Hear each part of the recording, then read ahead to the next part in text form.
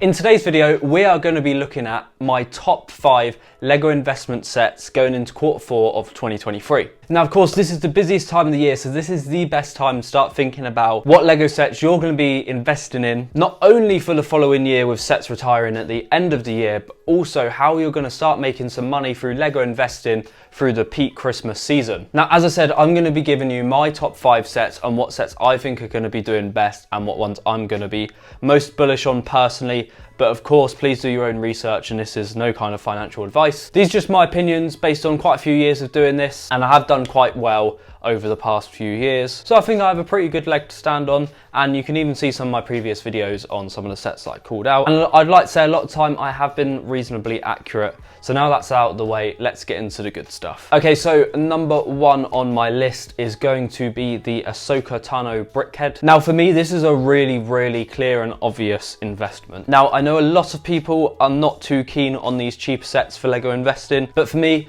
I'm not too bothered about the price of these sets. I'm only focused on my ROI. I don't care if a set makes me £1 in profit or £10 in profit, as long as there's a really strong ROI, that is my main concern, as that is what is going to help me grow my money fastest and ultimately be able to collect more and more LEGO. Now, obviously this set goes for about £10, euros, all over the world it seems. Now, the reason why I love this set so much for an investment is because it is already selling way above the RRP price on Amazon, both in the UK and the US, and it is also making sales at that price.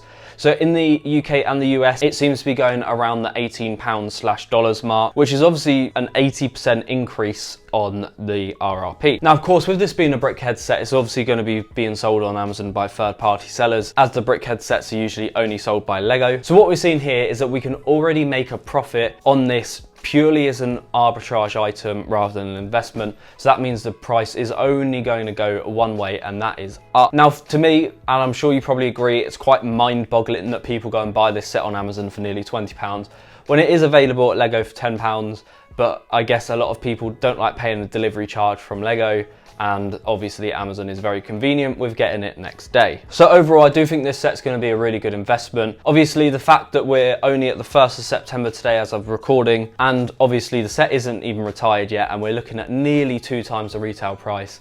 To me, this is just a blindingly obvious good investment to be making, especially if you're someone who has a smaller budget and you can't really invest in big £300 plus sets. Okay, so my next LEGO investing opportunity is the current Harry Potter gift with purchase set. Now, the reason why I believe this is going to be a great set for making some really good returns is because of the previous performance of the Harry Potter gift with purchase sets. So I'll sling some up on the screen now. So we have the Gryffindor dorm room, we have the grand staircase set, we have the miniature Diagon Alley set, and we have the Monster Book of Monsters. Now, all of these sets have done incredibly well considering they were free when you spent a certain amount at LEGO. The fact that some of these, even the Grand Staircase, which only came out last year, is going for about £150 is absolutely insane. Now, obviously you need to buy some LEGO to get this set for free. What I'd recommend doing in order to get this set is pick up some of the sets that are retiring at the end of this year. Now, I'm quite surprised with the current promo set because you only have to spend £115 to get this promo set. So it's quite good for promo stacking, and I think you could quite easily go and pick up 5 of these and get some really good sets to get some great returns on alongside this gift with purchase. So the reason why I like this set and the reason why this gets a place in the video, even though it's not a set that you can actually buy, is because of the previous performance with these Harry Potter promo sets. We know that the price is probably going to do quite well.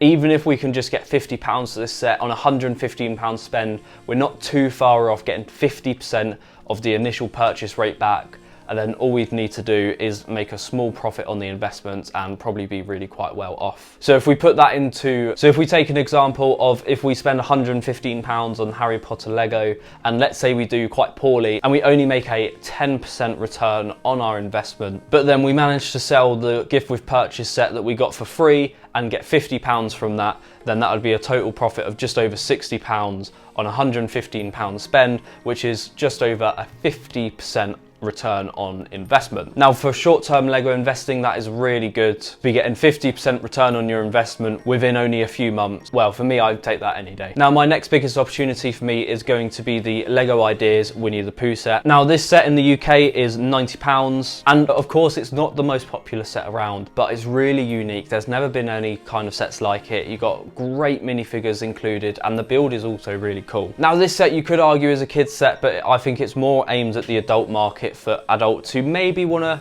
use the excuse of, oh, I'm buying it for my child, but actually they're buying it, building it and displaying it for themselves, because they've got that nostalgia about Winnie the Pooh, and nowadays they have lots more disposable income than they did when they were their children's age, liking and watching Winnie the Pooh. So I do think this set's going to do really well, and I think the fact that it's quite hard to get hold of, as in it's not available at many retailers, at least here in the UK, it's only available through Lego and Argos. I think this will be a fantastic investment, and again, like the Ahsoka Tano brickhead, this set is already going for over retail price over on Amazon. Now it is not selling as many as the Ahsoka set is, but that's kind of a given because Winnie the Pooh and Star Wars, it's apples and oranges. They're not going to be as popular as each other. And also, of course, with it being 9 times the price at retail value of the brickheads, it's just naturally going to sell less anyway. Okay, so my fourth opportunity for Lego investing in Q4 of 2023 is going to be the James Bond Aston Martin set.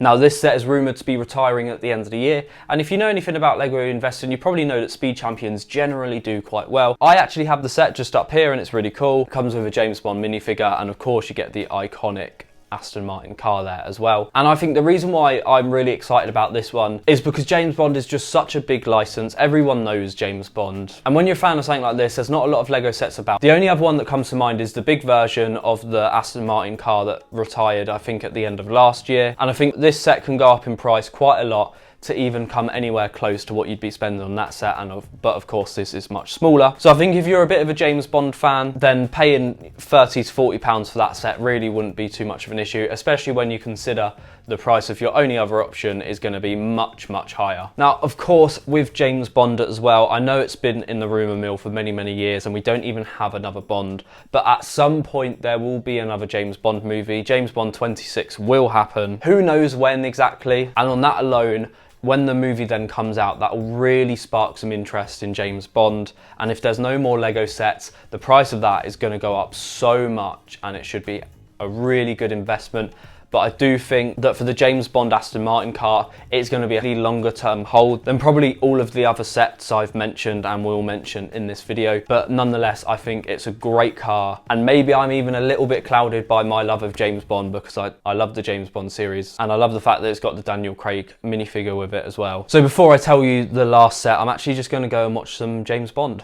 Okay, now that I've had my movie marathon, let's move on to my final and I think the biggest opportunity. Now for me, that is the Marvel minifigures series 2. Now I never really see too many people talk about minifigure series as Lego investments, but for me, they've been such a massive part of my portfolio over the last few years. And I wouldn't be surprised if I've actually made more money off minifigures because I've bought and sold so many compared to other sets, or at least come close to it. Now for me, it's just so clear as to why you should be investing in these. So for me, the first thing to look at is just look at Marvel Series 1.